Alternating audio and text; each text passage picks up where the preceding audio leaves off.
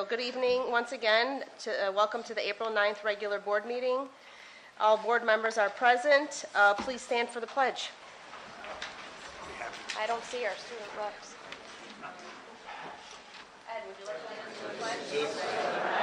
Of the United States of America and to the republic for which it stands, one nation, under God, indivisible, with liberty and justice for all. Thank you. All right, we have a few exciting recognitions this evening, so I will turn it over to Dr. Raby to begin. Good evening, everyone, and welcome. Some exciting recognitions to start off the meeting tonight. If I can start with the West Seneca East Varsity Boys Bowling Team, if you can come on up.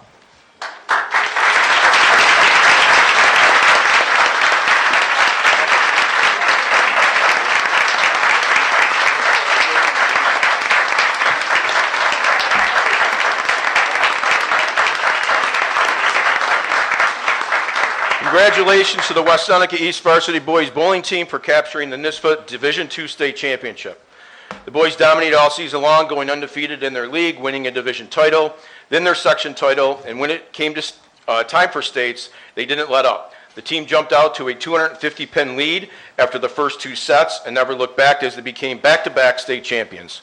Congratulations, East, on all your accolades this season. And coaches, would you like to introduce your team? Sure, thank you, Mr. Superintendent.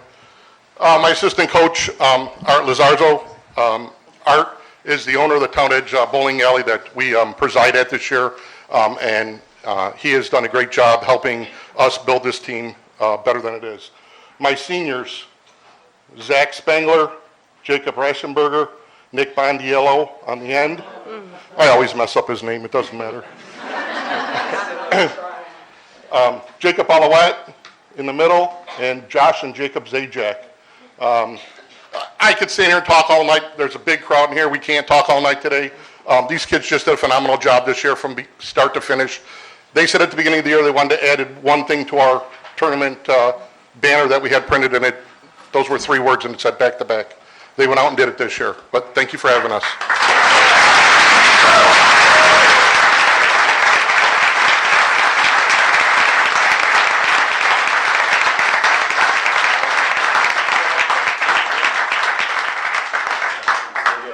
Yep. Can I have everybody right here?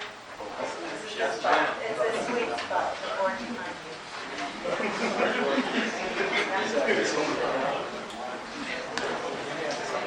Smile. Oh, they're so cute. I love the shirts there.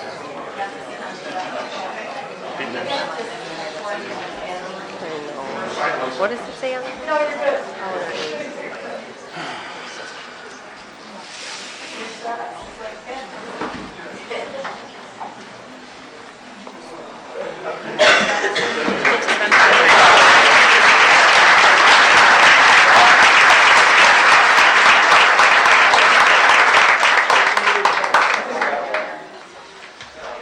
For our next recognition, can we have the West Seneca West Varsity Cheerleaders come up front?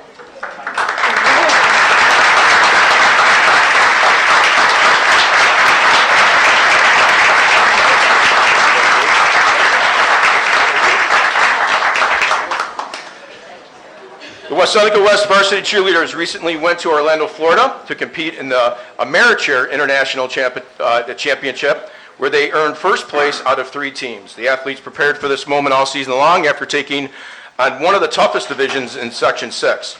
All of their hard work, dedication, and passion contributed to this victory, and their coaches could not be more proud. Coaches, would you like to introduce your cheerleaders? Yes. So many of my athletes couldn't make it because they participate in spring sports, but I do have senior captain Gracie Schur, I have junior Kaylin Thier, and 8th grader Paige Hallman with me today.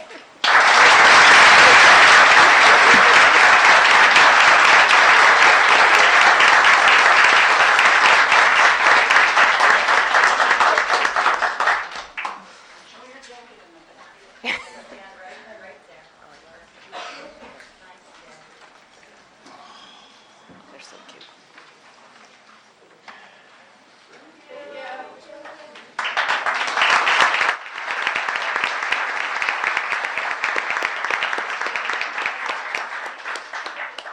At this time, I would like to introduce Tricia Andrews, our NYSBA Area 1 member. Come on up. I am proud and pleased tonight to introduce to you Tricia Andrews, NYSBA Area 1 Awards and Recognition Committee member and ambassador. Tricia is also a board trustee of the Clarence Central School District. Tricia is here for the purpose of presenting the Champions of Change Award to West Elementary School, specifically Principal Dr. Kristen Frawley and teachers Taryn Nicosia, Amanda Stelterman, and Heather Bertini for building enrichment opportunities into their special education curriculum with the simple premise of thinking we should treat our self-contained classrooms like enrichment rooms, full of kids with tremendous gifts. In the words of Dr. Frawley, these kids, all kids, your kids, deserve a gifted educational program to match their superpowers. Our program is one of 15 Champions of Change Awards being given statewide. Tricia, the floor is yours. Good evening.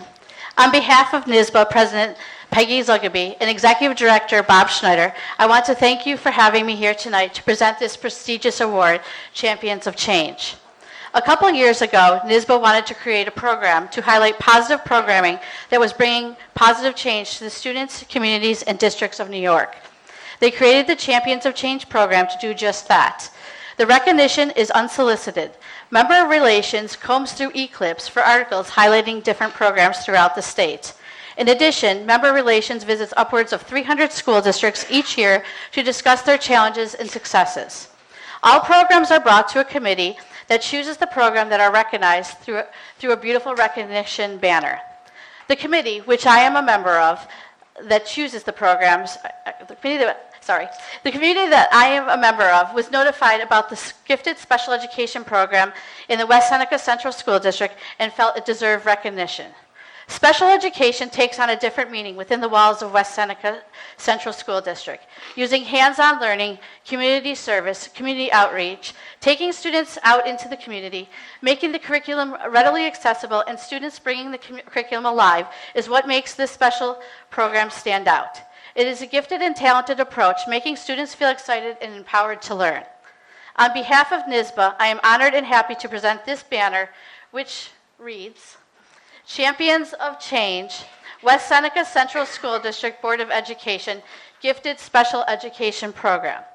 I would ask the board to join me in congratulating and applauding the students, staff, and administration for this great honor.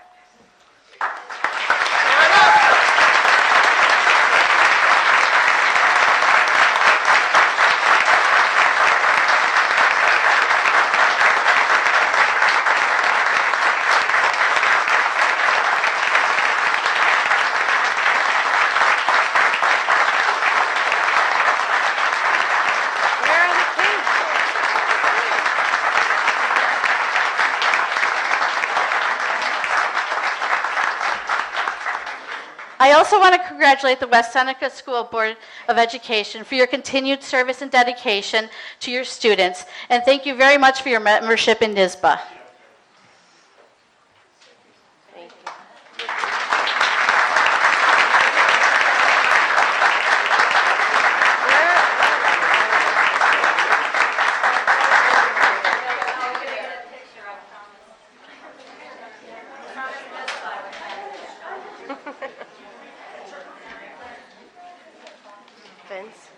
Vince, I didn't tell him about the change to the agenda.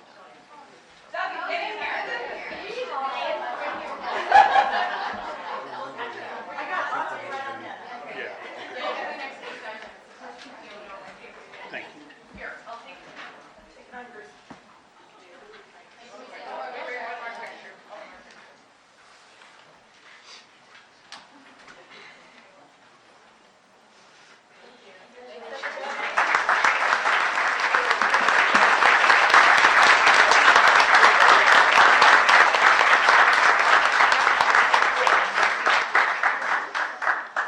Thank you, everyone. We're going to change up the agenda, just a minor change. We're going to bring up our student representatives now for their report if they're ready. So we have representatives from West Elementary who will give us a report. I believe we have Michaela, Mary, and Jackson. Is that correct? And a few more. All right.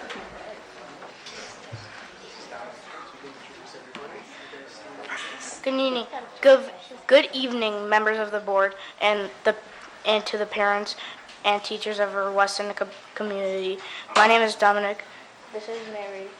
This is Michaela, Jackson, Ella, and Connor. And we are all here today to proudly present to our WeTV. WeTV is a club for 5th grade students interested in learning more about the broadcast media, AV technology, and promotional productions, public speaking, and technology integration. WeTV started in the fall of 2022 and under the direction of Mr. Duggan and has developed into 2 distinct daily programs recording every single morning. But instead of standing here telling you about what WeTV is, we would like to show you. Our West Elementary newscat reporters are proud to bring you the special Wildcat doc series. You won't see this on Hulu, Netflix, or Peacock yet. Nope, you can only catch this tonight on WeTV. Enjoy.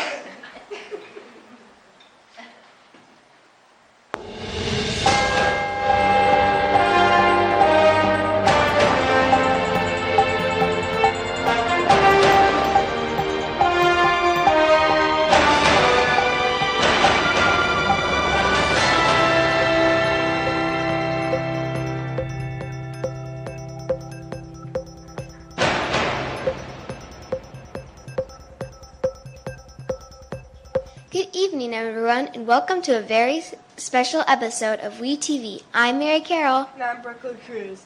Today we are going to tell you a little about the 2 programs that our newscasts record for WeTV, Morning Announcements and Be Well Today.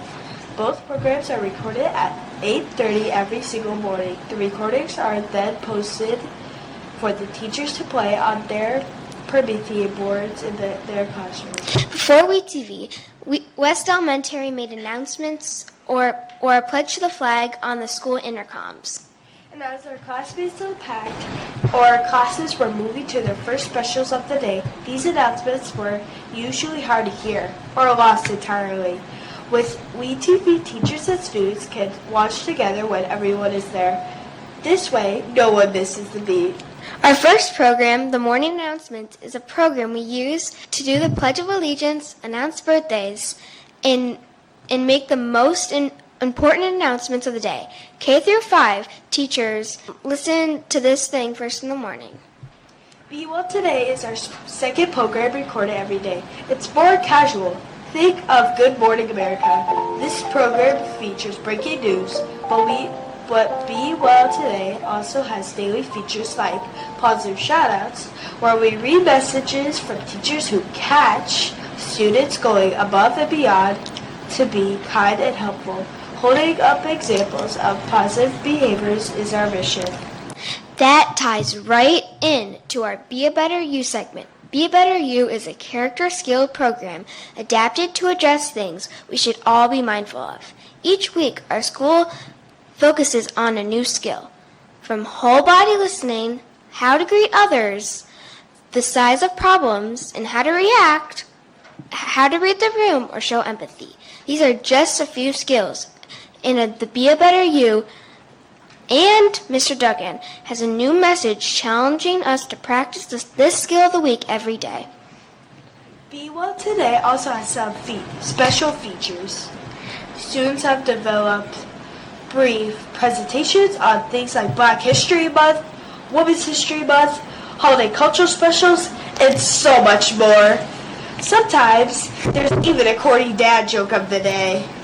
So how do the teachers and students at West Cal feel about these unique daily programs?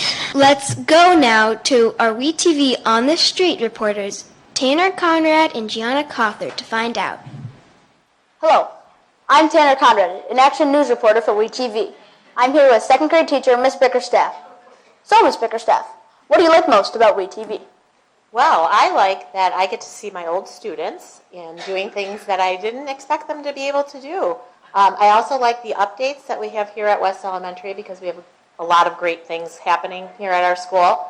I like to that we do the pledge together as a class from the WeTV News. I like when you have breaking news because I'm always excited to hear what that breaking news is going to be about.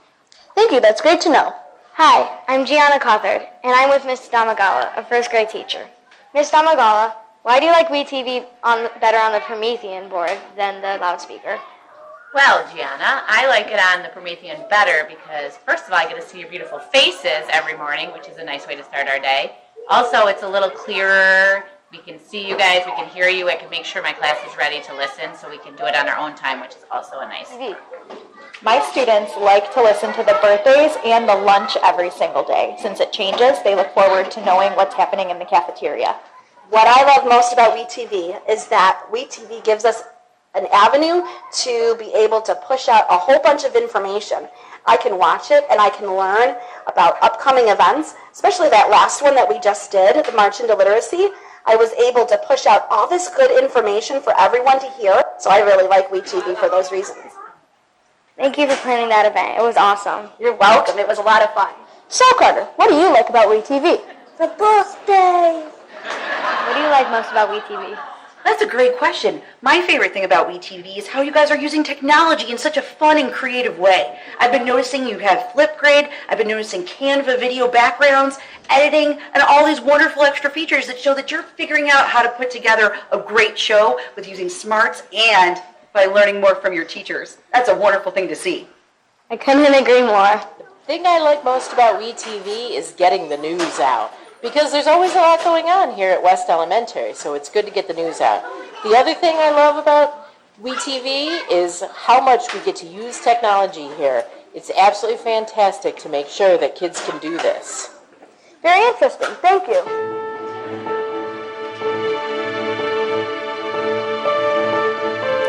Thank you for watching. And for making every day a great day for teaching and learning here at West Elementary. Please be kind to yourself and to one another. Work hard and, of course, have a pawsome day.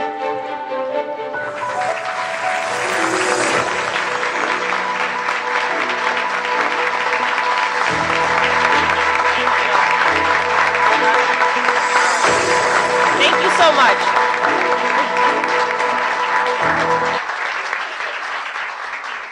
Great job, kiddos. That was adorable. All right, you're up.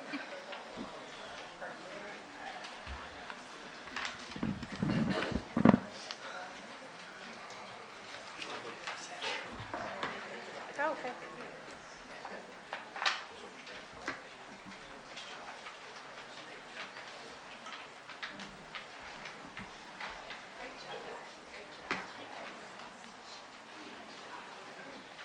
All right, everyone, thank you. We will, great job, kiddos. It was a pleasure having you all tonight. So I'm going to turn it over to Dr. Raby for his report. Yeah, so good evening again. This is the second draft of the budget. A number of the slides are repetitive, that you started to see some of these slides all the way back in January. We have added on to the presentation along with the attempt to fill the gap that was previously discussed. So again, going over the budget development process, initial items, budget calendar for 25 was approved. And the key milestones that we've achieved thus far, distribution of per student allocations to buildings in December, meetings with department heads December and January, initial state aid revenue outlined by the governor in January, the tax cap calculation discussion submission in February. The first draft was last month, March. The second draft is tonight, first meeting of the month, and then next Tuesday will be the adoption, the second meeting of April, and then the budget hearing and vote will be in May.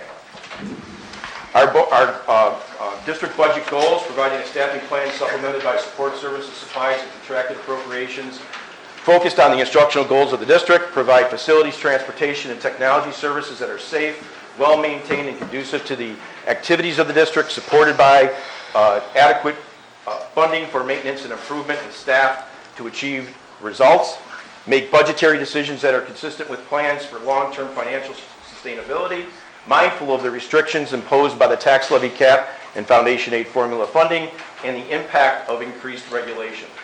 Effectively communicate budgetary needs and decisions to the public throughout the budget process. Our budget challenges this year: expiration of the pandemic grants, about $4.8 million. The tax levy limit, erosion of the district's buying power, continues with inflation well in excess of the stated 2% tax cap before adjustments. The 2024 revenue budget for the tax levy is $68,631,182.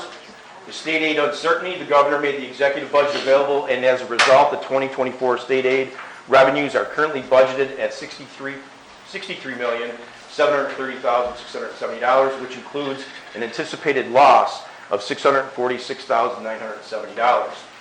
Our contractual obligations, total general fund payroll for 24 is $76 million, and note expiring our payroll totals a little over $3 million. Employee benefits, self-funded employee health care related costs continue to exceed expectations, most likely the result of pandemic-related factors, a delay in seeking elective care, and an increase in long-term health factors in an aging population. 2024 self-funded health care budget is $6.7 million.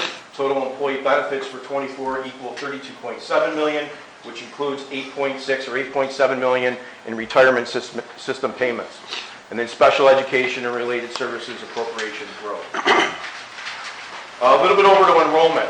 Looking at our enrollment historically, the past 10 years, we've lost about 794 students. Looking out 10 years from now, we did this projection, and best estimate is we'll see another decrease of about 353 students. So just a little over 1,000 students in the last 20 years. On to staffing. Looking at 24-25 elementary class sizes, if there are no reductions made, on average K through 5 would have classrooms looking at just under 20 students per classroom. Key staffing increases since 2021 in the elementary area. We had a 21% increase here in staffing, and at the same time only a 3% enrollment change. Special education and PPS, we had a 28% increase here with only a 9% enrollment change. And in literacy and reading, we had a 60% increase here with a 9% enrollment change. Looking at the positions that were supported by the federal grants through COVID, we had 5.3 FTEs in AIS, 17.55 in elementary, 1 in English, 2 in English as a second language, 5.21 in remedial reading. In special education, we had 10.15, 1 school psychologist, 2 social workers, 0.84 of an occupational therapist, 1 speech, 3 tech integrators, 6 computer support assistants, and 1 micro decision support specialist, along with 1 community relations coordinator. That's a total of 57.03 FTE supported by those grants, for a total of $4.6 million.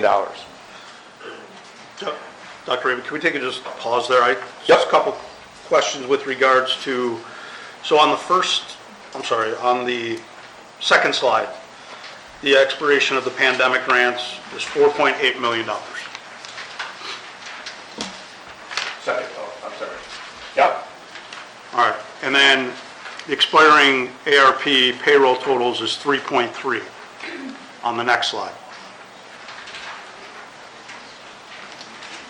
Okay. All right. Yep. So does that payroll total not include benefits? Benefits, that's just the payroll. Okay. And then, because on that last slide, it's just, I always want to make sure that everything's aligned here. Yep. We're looking at an impact of these positions at $4.6 million. Right, which is the salary and benefits. So just, is the 4.8 and the 4.6, is there something that additional? So these were from this past year, where these particular positions. So going into the year before that, there was a variation in the FTEs by position. Yeah. We've got it down to 4.6. Okay.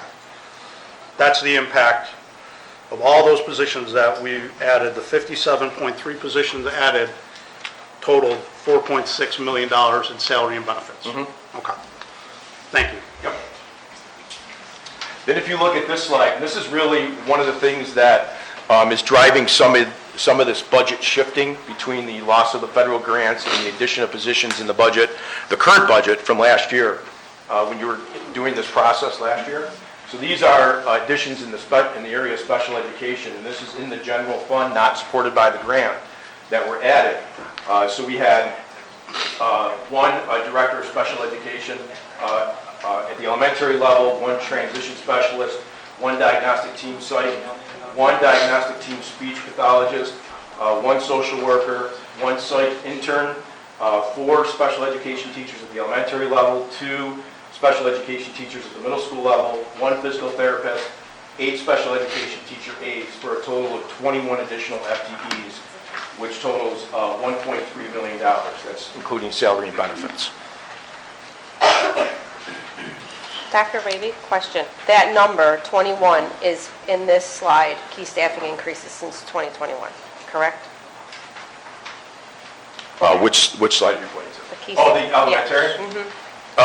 Special education No, the PPS? 57, you're asking if the 57 includes the 21? Yes. No, the 57 is not, that's special ed. Okay. Yep.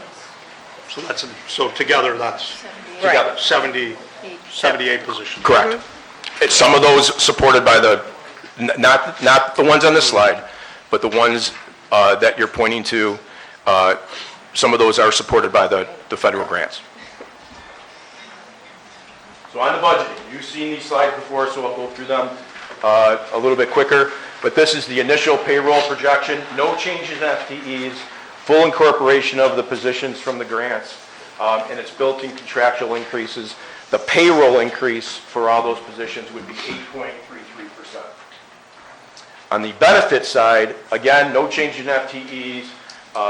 The grant-funded positions coming into the budget, considering the self-funded health insurance is up 10%, ERS is up to 15.12%, and TRS is up to 10.25%.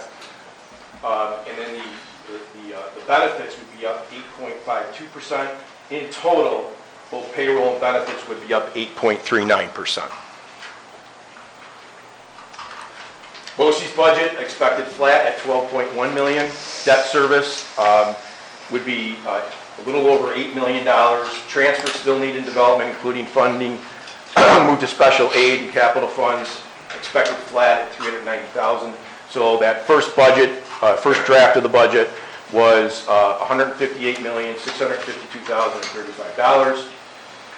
You've seen this chart before. It's been updated.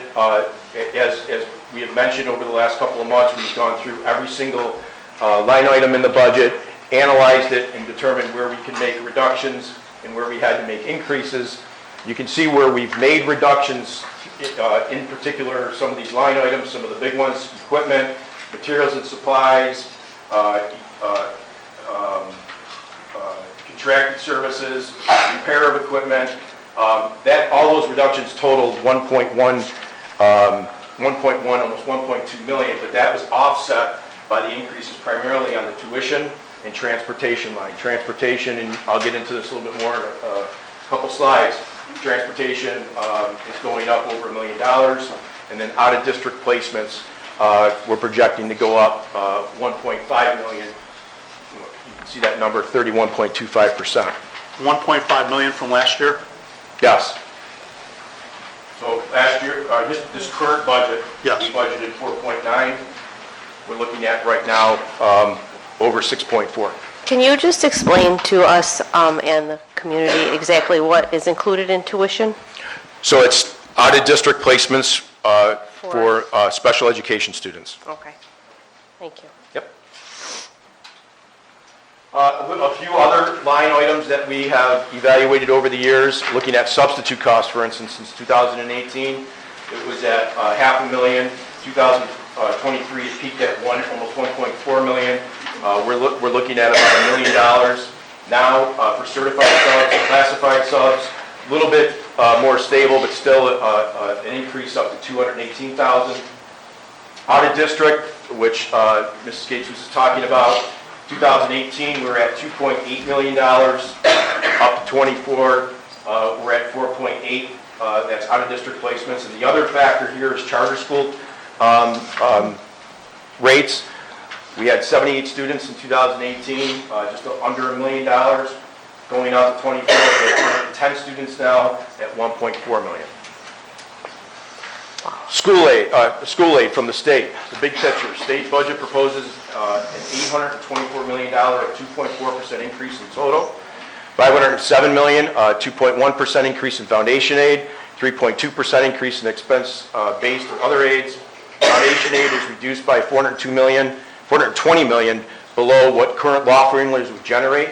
It's a 3.9% increase. Half of the New York State school districts would experience a year-over-year cuts in foundation aid. Other aids are funded in accordance with the current law. Apply a lower the foundation aid proposal that the governor put in her budget has a lower inflation rate adjustment. So the current law calls for the per pupil foundation amount to be increased by 4.1% based on average monthly change in the consumer price index over the last calendar year.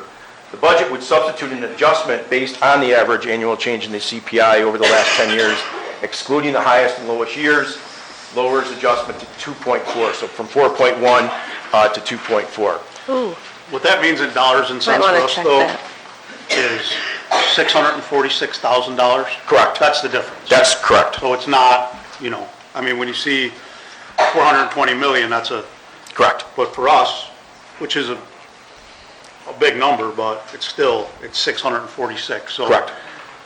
Can you check that, Jessica? I'm not sure what popped up on the screen. It's somebody's Apple Watch. Thank you.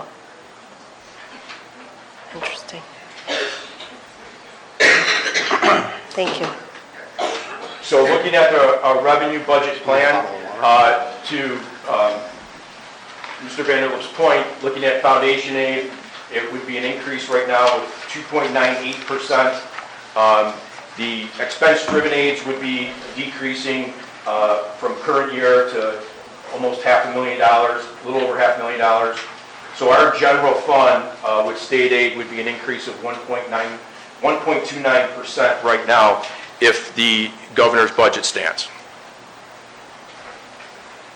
This is how the district has been supported by state aid over time. This goes all the way back to 1995.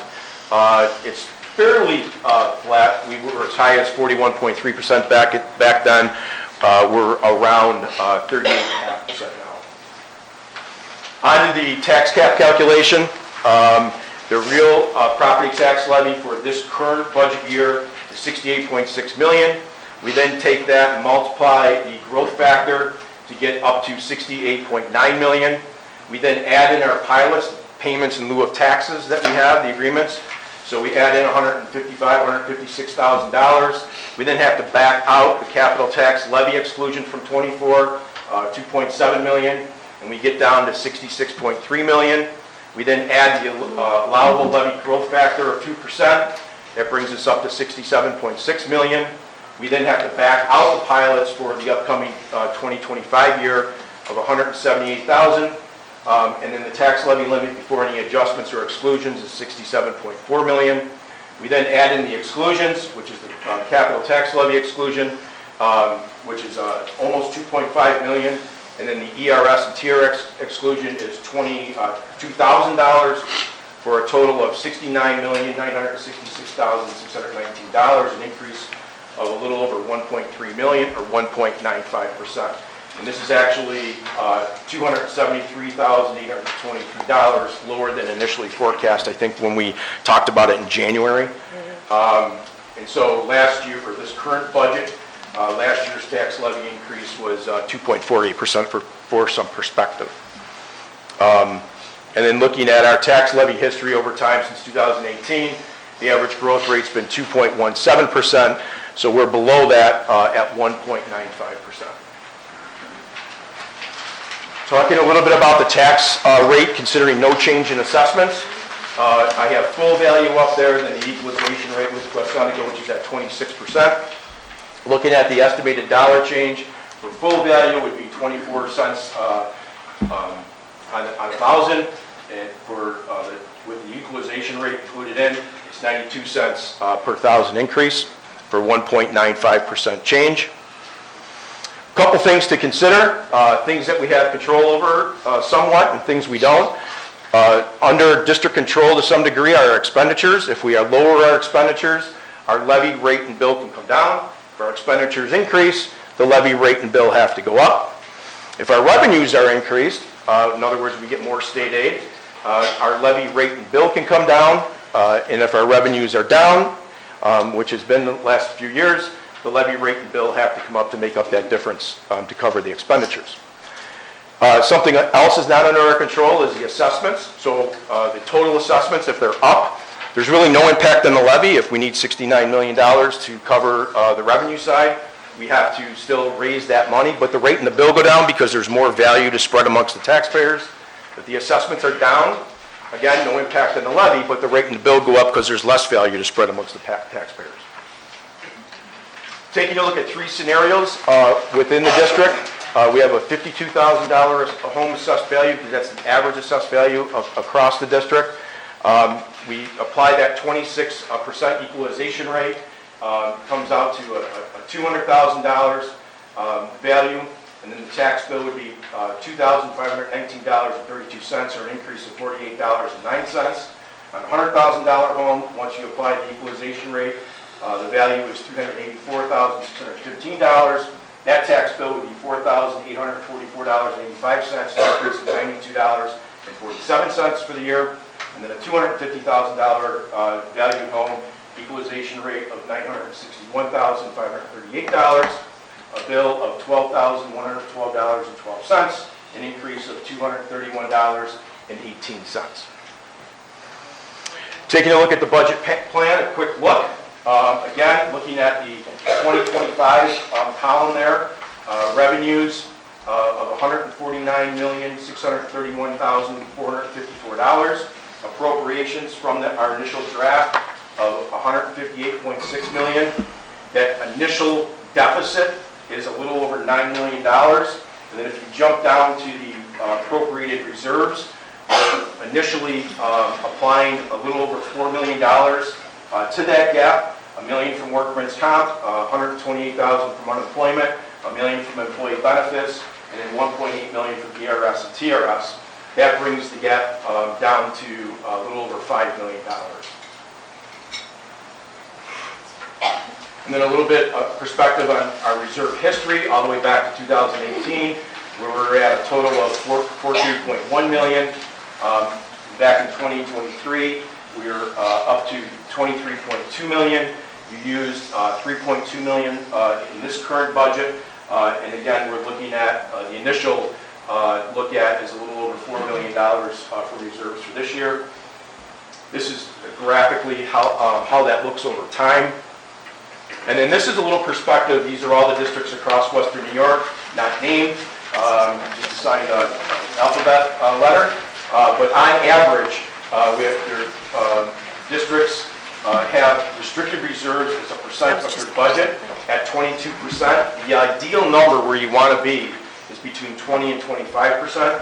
This data is from 2022 because that's the database that we have afforded to us right now. West Seneca was at 15.48%. If we use, let's say we use about $4.8 million from our reserves this current year for the current budget to balance that, we would be down to 12.5% by utilizing that amount. I'm sorry, could you say that number again? We'd be down to what percent? We would be down to 12.5%. Okay. Yeah. Half of where we should be. Correct. Thanks for adding that, because that was a question I was going to ask. It was a great question asked. Molly, too. Yeah. Initial budget gap, as I mentioned, a little over $5 million, and I mentioned this before. We have 3 control levers to fill that gap: use of reserves, tax levy, additional reductions to expenditures. So when we talk about reductions, we always want to protect programming for students, protect reasonable class size, and at the same time adhere to the Board of Education guidelines, maximize district resources and efficiencies, review and evaluate needs versus wants, review and evaluate budgeting and spending 3-year terms. To fill the gap, identify the amount of proposed and final state aid along with your responsible utilization of reserves. Then, if needed, reduce the amount of any new budget requests in a reverse prioritized order. Then, if needed, implement further budget reductions within the current budget in a prioritized order. Or, if needed, reduce a combination of both lists. So I wanted to put this slide in just to kind of give you a perspective of how the reserve and reduction levers work. So the initial gap was about $9 million, right? So if you look at that option one side on the left, you use a little over $4 million in reserves, and you have to make about $5 million in reductions in order to fill that $9 million gap. Slide over to the middle, we use a little over $4 million. Let's say state aid comes back and we get that other $700,000 or so. We put that in, we can then have less reductions down to $4.3 million. Slide over to the right. Let's say we don't get the state aid, but we end up using more reserves. We bump that up to a little over $5 million, and then our reductions come down to about $4 million. So, and I have those yellow arrows in there because this is the position we're in right now, is we're in that final, getting ready to adopt that final budget, and we're basically moving those levers to get to that $9 million mark.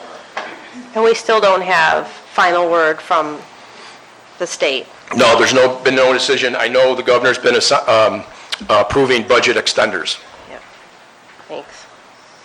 So initial reductions, changes in revenue and reserves. So as I mentioned in that one slide that I've been showing since January, where we've been taking a look at reductions and increases on those major budget line items, we already looked at reducing equipment, consultant contracted services, supplies, materials, and travel to the tune of almost $1.2 million. These initial reductions from the first draft would absorb due to $1.1 million increase in out-of-district tuition costs. And then I have an addition to that with transportation in a second. So looking at various salary and benefit reductions and retirement breakage across all areas within the district, it's about 47.5 FTEs to cut almost $4.5 million to balance that out. This is protecting reasonable class sizes and at the same time adhering to the Board of Education guidelines, maximizing district resources and efficiency, utilizing reduction of positions through attrition, and realigning roles and responsibilities in a more effective and efficient manner. We still need, for additional revenue, the reserves and/or state aid to be at $528,316. And again, waiting on that foundation aid, or we have to increase our use of reserves. And that combined total makes up that little over $5 million to fill that gap. Now, these are updated appropriation adjustments that recently came to our attention within the last couple of weeks. Our transportation contracted services, transportation bids were received on March 28th, replacing the 5-year contract that expires June 30th, 2024. This includes 28 buses, generates 70% year-to-date transportation aid next year in 26. That increase is a little over $1 million. It's about a 51% increase from what we anticipated. Special education out-of-district tuition is bumped up again, $441,000, and these estimates adjusted after consultation with the special education leadership and review of tuition increases for current placements. And then the employee benefits healthcare, we have an increase there of $400,000, and that's final actuarial report due in April. Estimate increase based on claim experience. So we need an additional use of our reserves to cover those increased expenses, which will be almost $1.9 million. So we're going to move from the assigned reserves from a little over $1 million to 1.5, almost 1.6 million, and then the retirement reserve is going to move from 830,000 to 2.7 million. So that total matches up the $1.8 million. So looking at the budget plan with the reductions, recommended reductions, you can see we moved from the total general fund payroll down to an increase of 4.11%. If you remember from the very initial slide, that was around 8.39% increase. And then the total general benefits is also down to 5.84%. And again, that was over 8%. So the total increase in general fund payroll and benefits would be at 4.63% versus that 8.39%, which was initially looked at. The final budget gap would then be closed. And again, looking at the 3 control levers to fill the gap, use of reserves and additional state aid is almost $6.4 million. The tax levy would be $1.35 million. That's at 1.95%, and additional reductions in expenditures would be almost $4.5 million. Onto the bus reserve. Back in May of 2002, voters approved the establishment of Vehicle Purchase Reserve Fund, and again on May 2011 and 21. Excess funds have been placed in this reserve for future purchases of school buses and equipment. This reserve fund allows the district to make bus or equipment purchases that do not affect the amount of the current budget proposal or the tax levy. The district also receives state aid for bus purchases in the subsequent years, and this aid continues to support the bus replacement program. So looking at Proposition 2, that the voters will decide upon is to spend $759,892. That's for 4 30 student capacity buses and 2 65 student capacity buses. And you can see how over the years, how the aid comes back to purchase these buses. So the purchase over the last 5 years of $3.3 million, and you receive aid back of almost $2.3 million. Capital outlays, which is also embedded in this budget. The $100,000 projects, this is in order to continue to address issues outlined in the building condition survey in a response in a sustained manner over a period of time.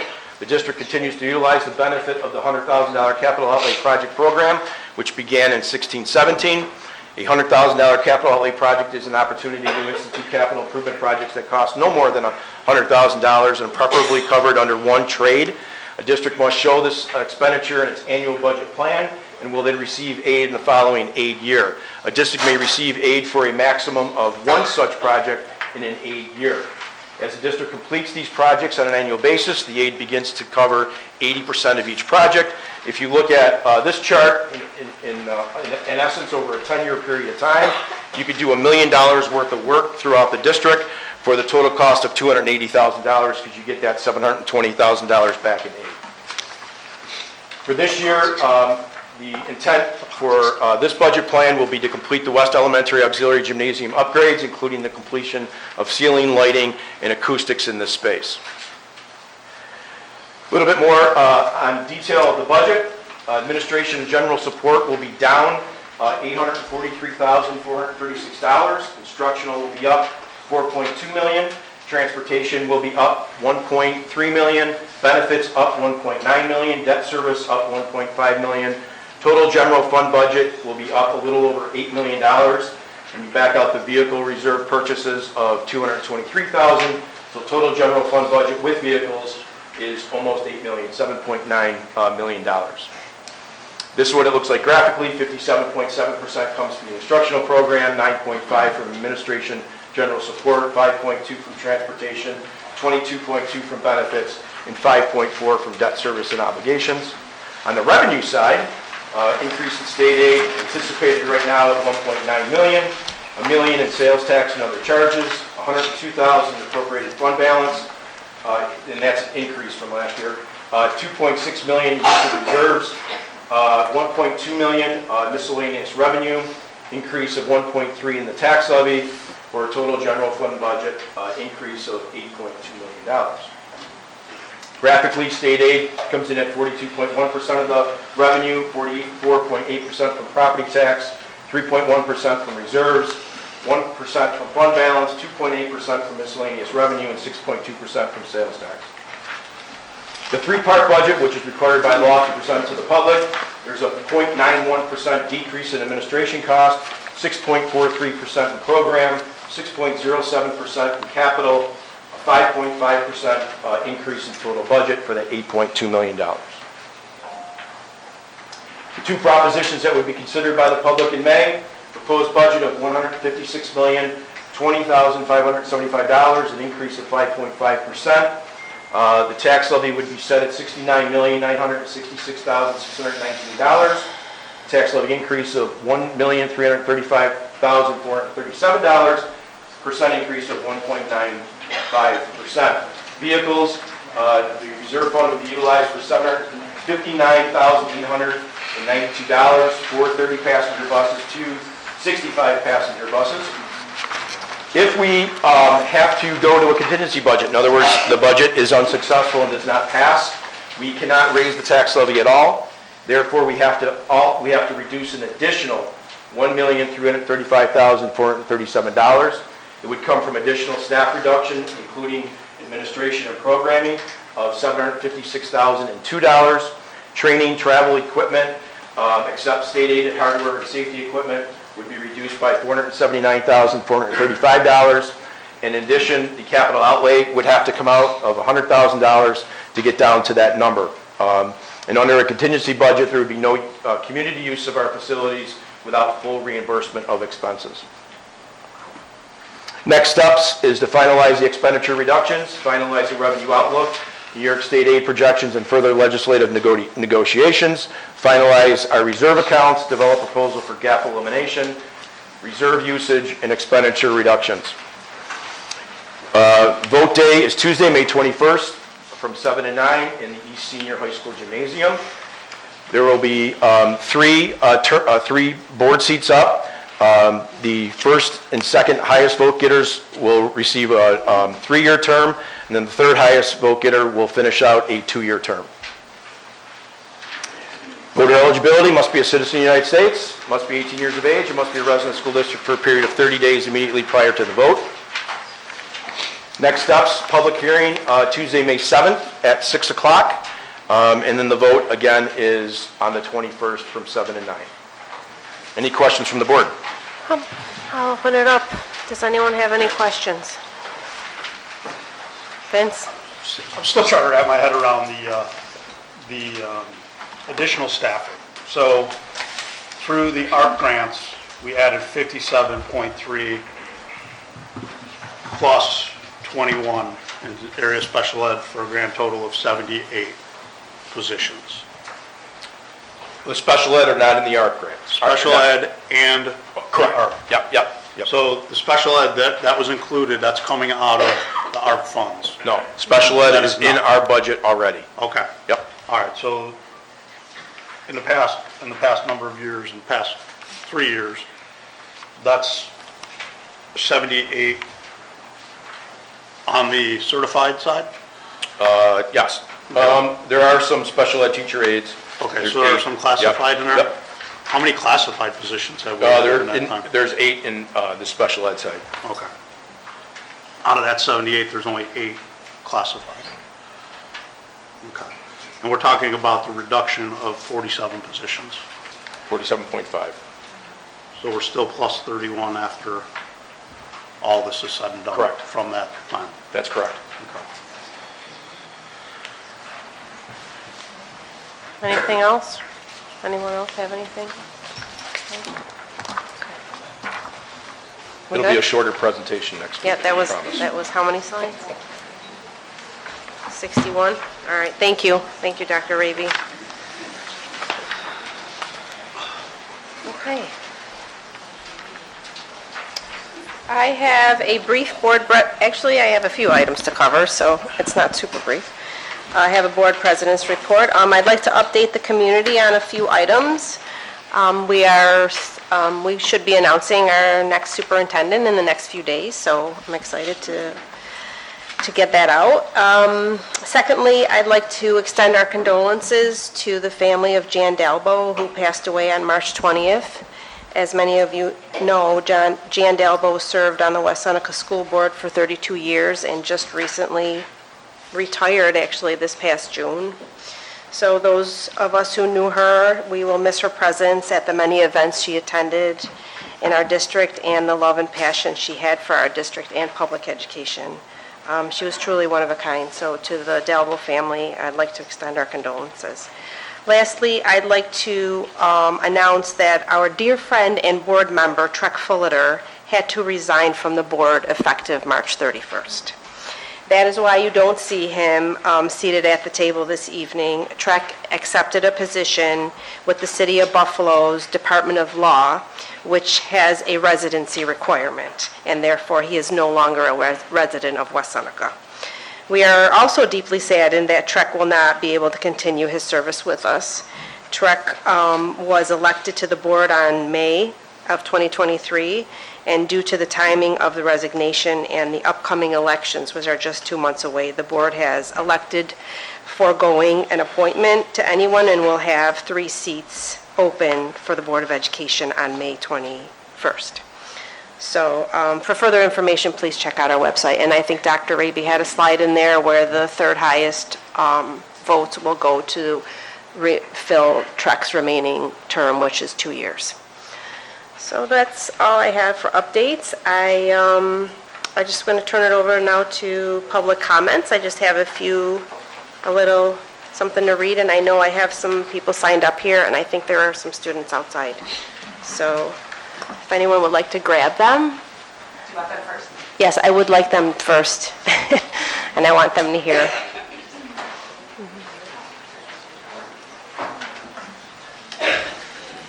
You have one speaker, but they're going to stand in solidarity. I love the organization. You want at this one? Can we have them at that one? Okay. All right. Just give me a minute, honey. Are you speaking? Yeah. Okay. Just give me a minute to read my little rules of public comment.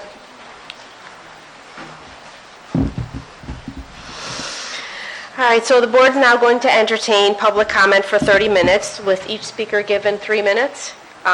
When called, please step up to the podium, state your name and address.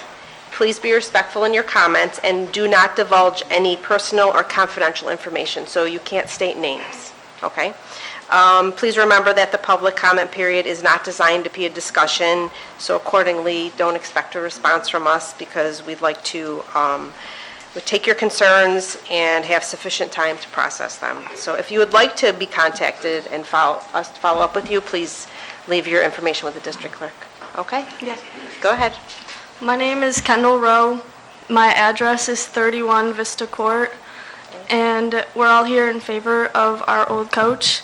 I proudly served as a cross-country, indoor track, and track athlete, dedicating 6 years to this program. Even after graduating, I continuously support the team, and I found it utterly unacceptable how allegations and things were being said about our old coach. Throughout my years under his guidance, he consistently prioritized our team's well-being and treated us with the utmost respect. He pushed us to reach full potential, always making time to address our individual needs. Under his mentorship, I witnessed firsthand the transformative power of his leadership. He wasn't merely just a coach, but a mentor who invested his time and energy into shaping us into better athletes and, more importantly, better individuals. His dedication to our success went beyond the confines of the track and cross-country course. He was always there to lend an ear and offer guidance and support. His unwavering dedication and commitment surpass any other coach I've encountered in this program. It is disheartening to see his character called into question on these baseless accusations. From my own experiences and countless testimonies of others, it is abundantly clear that his impact is overwhelmingly positive. His coaching style has always been positive. As a coach, he has always sought to support and not harm or offend anyone. I believe as a community we should not allow rumors to tarnish his reputation as a coach, and the contributions that he's made has been nothing short but exemplary. Thank you. Thank you, Ro. Anybody else want to say anything? No? I will speak. My name is Hunter Rautenstraut. I live at 210 Rosewood Drive. And I would just like to say that I've been with SIS for the past 4 years. And the way that he went about carrying himself and addressing our team and being a coach, he's really a man that you want to compete for and you want to be successful for. He was always there for us whenever we needed him. And he's just... the amount of years that he's spent here, the amount of hours that he put into this team, it's really, I've never seen a coach put in that much hard work and dedication. I'd also like to shed some light on our current situation with coaching. I do not believe it is very adequate for our team and our needs, especially being a distance runner. I have not gotten the right training since he has left, and we need some fixes there. Thank you. Thank you. Anybody else? No. Okay, thank you so much. Thank you. Good job.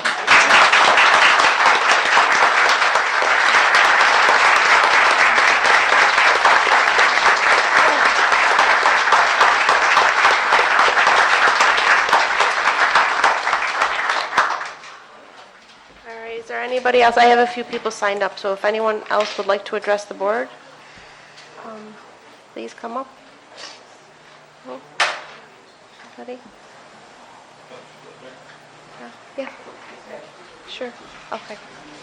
My name's Daryl Hurdle. I'm the head custodian at East Senior. I'm also the president of CSEA 6716 in West Seneca here.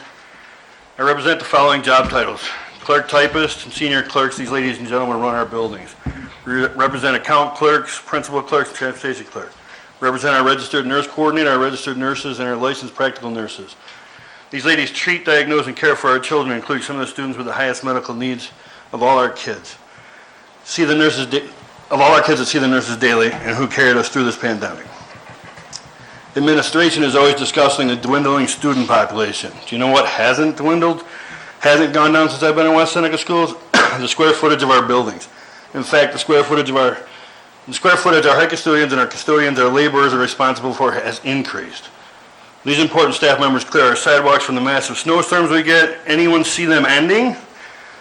Anyone see the snowstorms ending? We also fixed the hundreds of toilets, urinals, and sinks the students have vandalized. Hell, we regularly face vapes from the toilets and urinals that a board member recently told his children grab and toss in the toilet. Our cleaners, these employees keep our buildings clean, safe, and sanitized, disinfected. I said disinfected. With the pandemic in our rearview mirror, do we not disinfect any longer? We represent our head maintenance mechanic and his maintenance mechanics crew. They repair our plumbing, electrical, and HVAC systems, and so much more when they are not repeatedly building offices all over West Seneca for the administration to move. We represent the computer support assistants who fix and maintain our over 5,000 Chromebooks, with a micro-technical support specialist who also maintain various other computers, alarms, and phone systems throughout the district. We have a TV tech that's helping live stream this meeting, a head grounds worker and his crew of grounds workers, so many athletic fields, games, and practice fields, acres of grass to cut and maintain. Again, the student population is down. Acreage has gone up for our men and women of the grounds department. These fine people get our driveways cleared and salted long before many of us start our day. We represent the cooks, assistant cooks, food service staff that feed our students breakfast and lunch every day. Our school lunch monitors, who sometimes get upwards of 120 kids in the cafeteria with little to no help. We represent over 130 incredible teacher aides. Can't even begin to describe the incredible work these men and women do with our students. We represent our security department, consisting of security admins, security lead officers, and security officers. They greet anyone arriving to our buildings, ensuring the student safety. Our transportation department, bus drivers, and attendants. These people are the first of any district employee to see and greet our kids every day. Take pride in delivering their precious cargo every day, then to get them home safely. We also represent our print shop with one offset printing machine operator and a senior offset printing machine operator. Every student employee, whether known or not, are touched by these two important members. They have exclusively printed everything from forms we fill out on a daily basis to the yearly calendar, curriculum for math, science, and foreign languages. Too many more to list. They follow the guidelines and do district mailings. As said, they impact every aspect of our children's education. In January, we're made aware there may be some budget constraints that would cause possibility of cuts. Then February 2nd, without warning, Channel 2 ran a story about a deficit and staffing cuts. And a newsletter went out to parents and the public. This newsletter was accidentally cut from the staff for about 24 hours. No communication that it was going to be sent. In that newsletter, it was stated the district was slated to lose $650,000. And a message to me that day, reality, we have a $4.2 million deficit. Now it's said to be $9 million. What is it really? In an article run by the Buffalo News, it was said administration would sit with open and constructive dialogue. Well, I can tell you as president, I guess that means sit and look at us while we talk, because I don't feel anyone has listened or heard us, included us, to help solve this budget issue. I have heard, as it has been broadcasted in news meetings, how our CSEA support staff will be affected, our brothers and sisters, our teachers, and WISTA will be affected. What we haven't heard is anyone above teacher being affected. No one is discussing how much admin has grown since 2019 or who there will be affected. Documenting 1, 2, or 3 departments within CSEA, probably our lowest paid employees, Are you almost done? essentially kicking the can down the road, searching for the real problem. One last thing is, we are CSEA. Approximately 70% of us live in the district, and we do vote. Thank you. Thank you.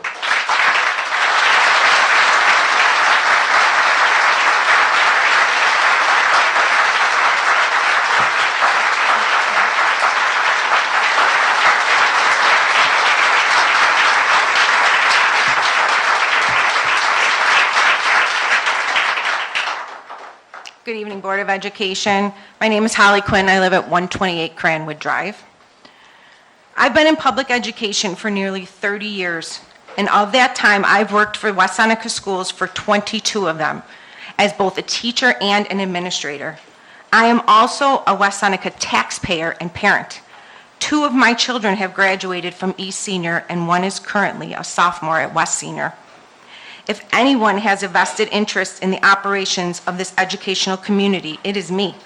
My time is not merely a handful of months, but over 20 years serving this educational community. I've been part of the fabric of this district and have worked in high needs and low needs buildings and know firsthand what our students deserve. I've regularly spoken to hundreds of parents, and I find myself being asked so many reasonable questions about the district's financial situation.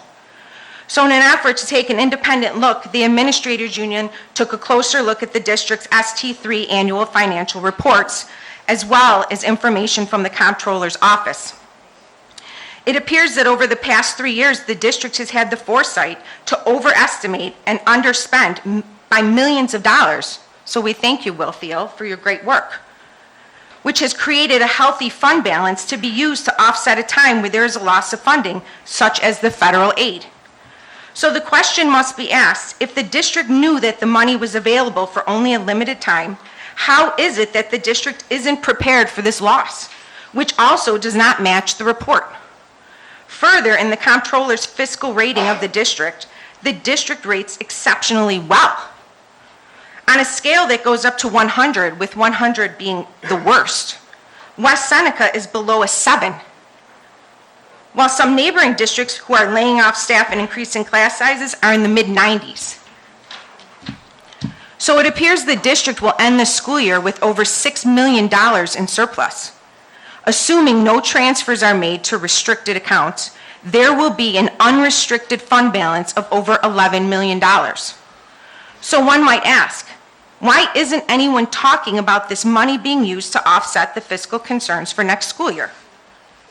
Why isn't anyone talking about Assemblyman Burke's work to fully fund foundation aid, which would prevent layoffs?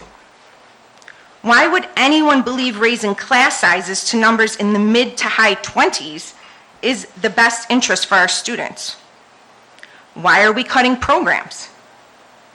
Why has the district not reached out to any of the bargaining units for input or alternate ideas? Why would a budget be presented now? It's still too premature. Over 6,000 students are relying on you to gather more facts. Thank you.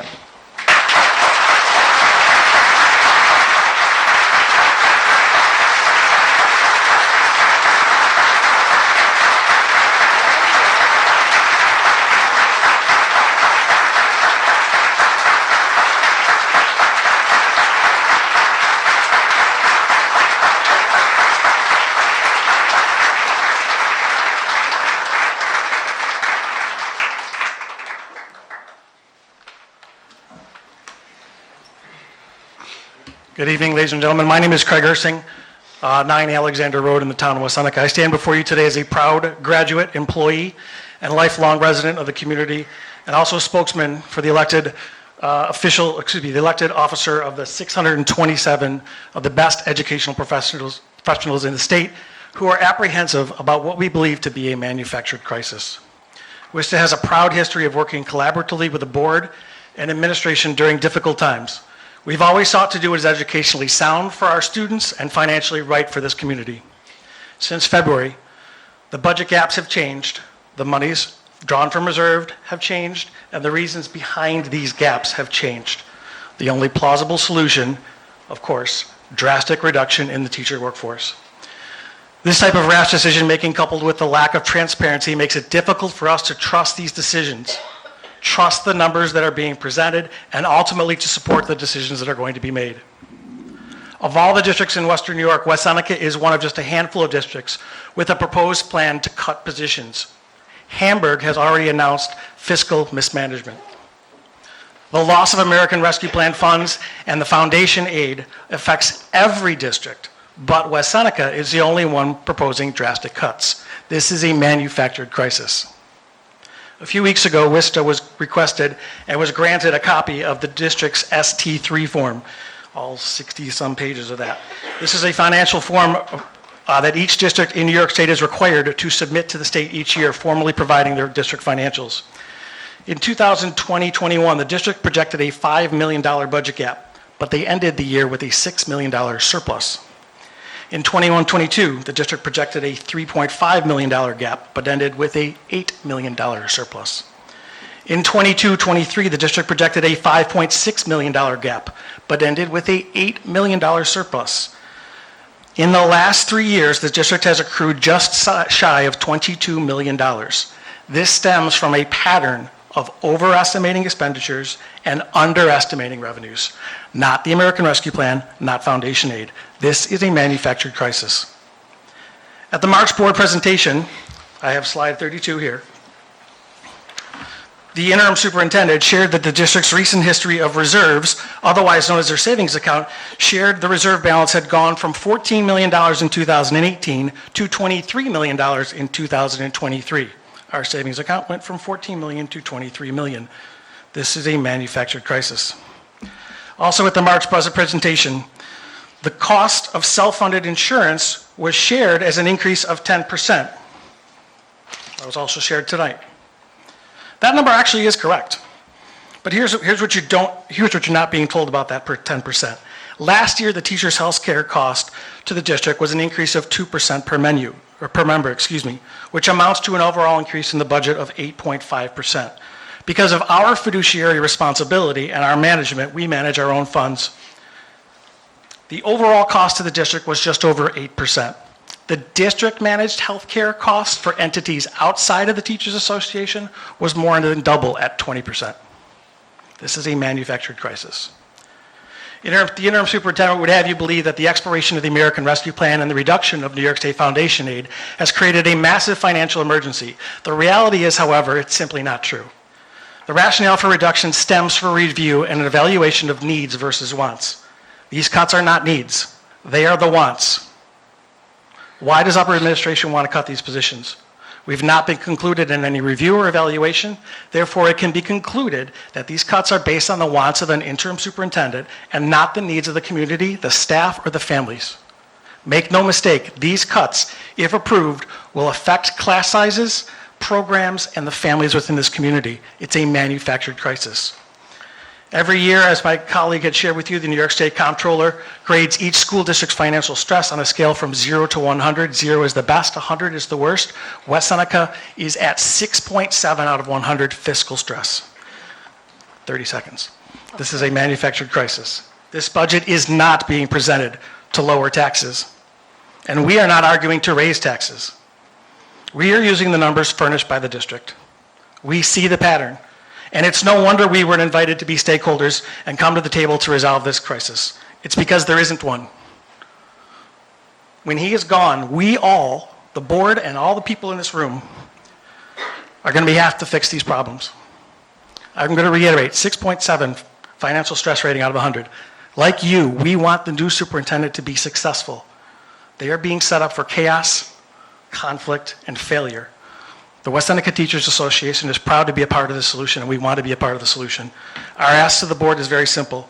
We'd ask that you meet with us, the bargaining units, and the administration that is necessary to develop a budget that is fiscally responsible while preserving the staffing, class sizes, and programs that the residents of this community have come to expect. Lastly, when the talk of potential layoffs have surfaced, we approached the interim superintendent about working together, and we were told that's not how school districts operate. That's how it's done in West Seneca. These are not positions, these are our students, these are people, and these are families.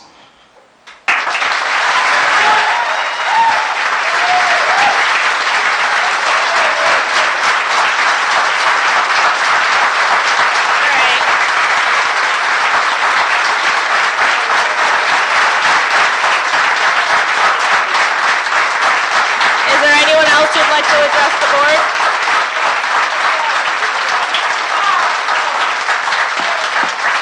Ladies and gentlemen, we need to get moving. Is there anyone else who'd like to address the board? All right, thank you.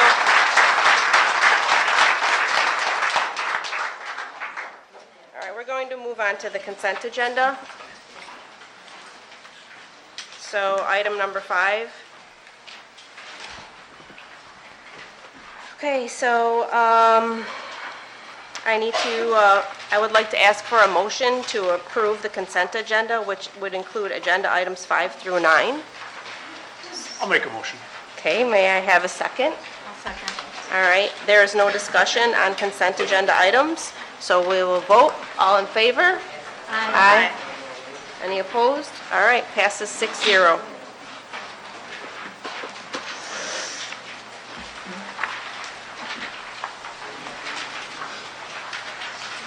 Give me a moment while I flip through the pages.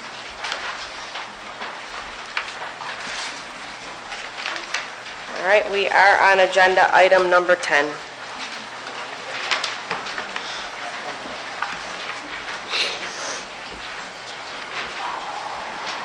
So this is the creation of a classified position. May I have a motion to approve 10A? I'd like to make that motion to approve 10A, please. Okay, may I have a second? I'll second. Okay, is there any discussion on 10A? Nope, seeing none, we'll move to voting. All in favor? Aye. Okay, passes 6-0. All right, 11. Personnel. So may I have a motion to approve 11A?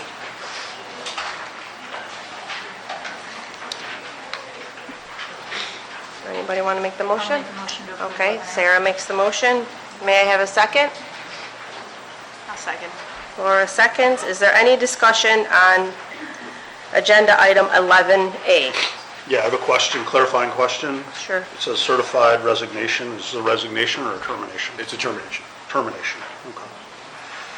So, I listened carefully to the kids that spoke here tonight, the student athletes. I've known most of them since they were in elementary school. I've also known Coach Zmansky for upward of 10 years. And to bring some balance to the situation, I just want to echo the sentiments of those young athletes, because I can't say it any better than they did. This is a person that's had a tremendous impact on numerous students. He's gone above and beyond in many ways that I've never seen another coach in this district or any other for that matter. The lengths that he's gone to make sure that his athletes were successful and cared for. I am not in any way condoning his decision-making, nor, and I understand that some relationships need to be terminated, and I'm not arguing against that, but I think that it should be noted that this is a person that gave a great deal of himself and sacrificed a great deal for the betterment of the kids in this district and this district in general. He will be missed, and I hope that the standard that he has set for his programs is met by those who take his place. Yes, thank you for sharing that. I also agree with, the standard that was set. That's the expectation moving forward. That's what we expect for the cross-country and track programming, is to have those same standards, those same experiences. So I wholeheartedly agree with you. Anyone else? All right, we'll move on to voting. So all in favor? Aye. Anyone opposed? Okay, so passes 5-1.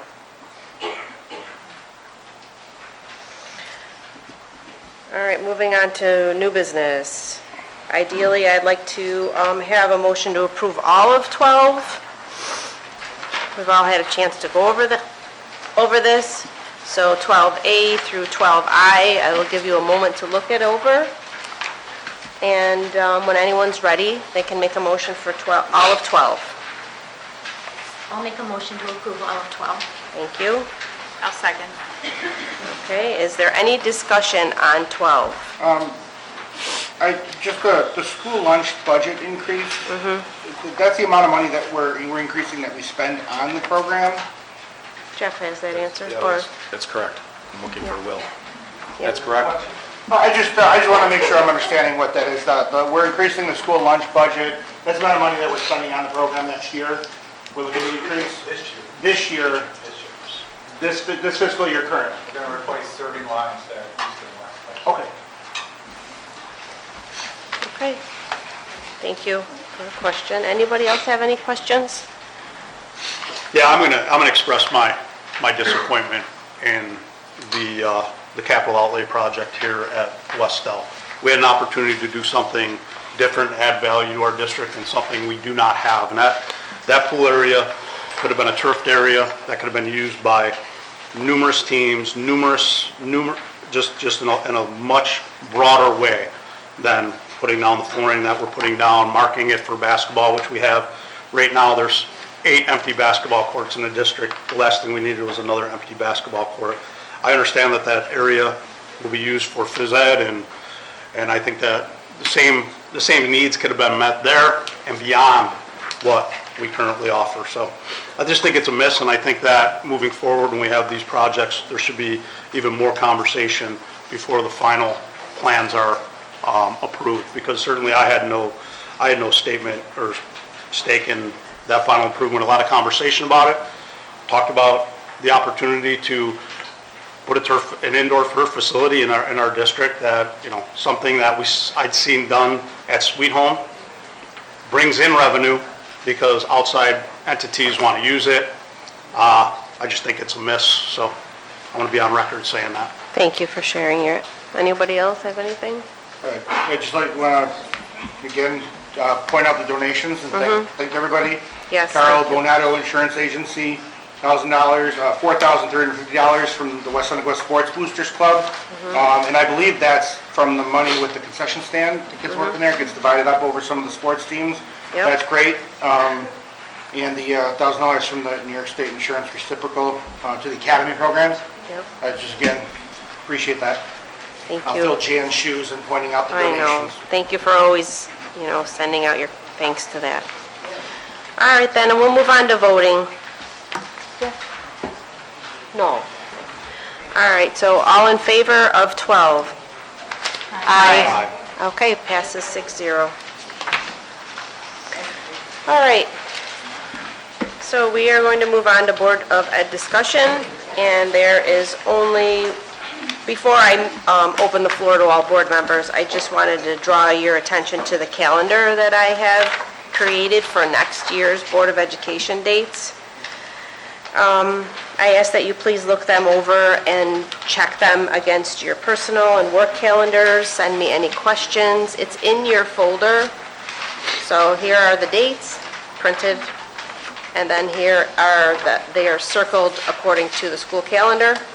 So if you guys can take a look at that and, let me know if you have any conflicts, but they, follow the general pattern of the first Tuesday or second Tuesday of each month, followed by a work session. So please get back to me if you have any concerns. Otherwise, I'd love to get that passed and approved so that it's on the books for next year. Yeah, go ahead. No, go ahead, sir. No. No, go ahead, I Ed. defer to you. Yes. You go. We'll go in alphabetical order. Okay. That's probably me. One, thank you for all the hard work that you put into it. I think this looks great. I looked over it. Thank you. I can't stress enough how much I appreciate you trying to get things organized for next year, Thanks. especially for people that maybe, like, say, running for the board, that hate to show up on the first week of July and find out all the information, all the stuff we vote on. Even though this may not be set in stone, because the board can always vote to change things, Yeah. I appreciate you helping us as a board be available for this stuff. Thank you. And I would just, I brought this up in the past. Board meetings are a once-a-month opportunity for us to speak to the public, to have an opportunity to hear from the public. I would like that when these dates are set, that our calendar committee or whomever builds the activities calendar for the schools, look at these dates and do their very best to black these dates out so that people can come to, once a month, come to a board meeting and be present. And that includes us, who are volunteers, who come here, whose kids may or may not be playing baseball right now. Correct. Or Or lacrosse. lacrosse. And I understand, look at it, you can only do so much calendar-wise. And spring sports is crazy. I'm just asking that we be mindful of that and do our best to avoid those board dates. Thank you, and we understand and appreciate your passion about that. All right, so at this time, I'll open up the floor to any board member, who wants to have some discussion. And I just ask you to not interrupt a board member who has the floor, and everyone will have an opportunity to speak should they be interested. So is there any board member who would like to share anything? I'm saving it. Okay. Are you? Yeah. Okay. I All had a right. statement prepared, but I will be sharing it next week. Okay. Thank you. As well. Yeah, I have many things I wanted to say, but I think we'll hold off until next week. I'd like to say that Molly and I are up for re-election, and I am not sure at this point what I'm ready to do, so. But we hope to have 3 nice board members sitting here for you guys to continue the great work you've done, and so we'll see what happens. All right, so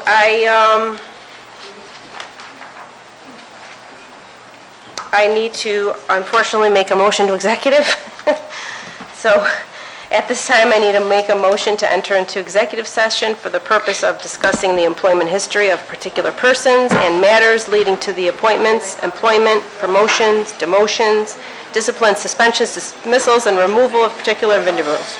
May I have, please remain quiet until we're done. May I have a motion? I'll make the motion. Okay, may I have a second? second. Okay, all in favor? Aye. We will take a 5-minute recess. We will not be conducting any public business. Thank you, everybody.